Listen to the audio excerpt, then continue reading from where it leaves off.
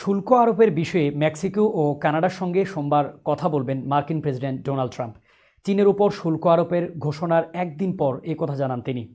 একই সঙ্গে ইউরোপীয় ইউনিয়নের উপর চড়া শুল্ক জারি করলেও যুক্তরাজ্যে শুল্ক স্থগিতের ঘোষণা দেন ট্রাম্প। নির্বাচনে জয়ের আগে থেকেই কানাডা, মেক্সিকো ও চীনের উপর চড়া শুল্ক আরোপের ঘোষণা দিয়ে আসছিলেন মার্কিন প্রেসিডেন্ট ডোনাল্ড ট্রাম্প।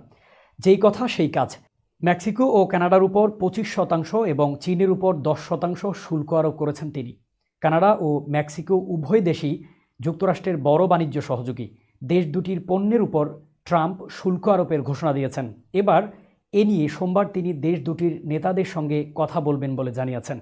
ট্রাম্প বলেন, আগামীকাল সকালে প্রধানমন্ত্রী ট্রুডোর সাথে কথা বলবো। আমি মেক্সিকোর সঙ্গেও কথা বলবো। শুল্ক আরোপ করার পরে আমি তাদের থেকে নাটকীয় কিছু আশা করি না। তাদের কাছে আমরা অনেক টাকা পাবো। আমি নিশ্চিত যে তারা আমাকে টাকা দিয়ে দেবে। এদিকে যুক্তরাষ্ট্রের উপর পাল্টা শুল্ক আরোপের হুঁশিয়ারি দিয়েছে মেক্সিকো ও কানাডা। কানাডার প্রধানমন্ত্রী জাস্টিন ট্রুডো জানিয়েছেন, $150 বিলিয়ন মূল্যের মার্কিন পণ্যের উপর 25% শুল্ক আরোপ করবে কানাডীয় সরকার।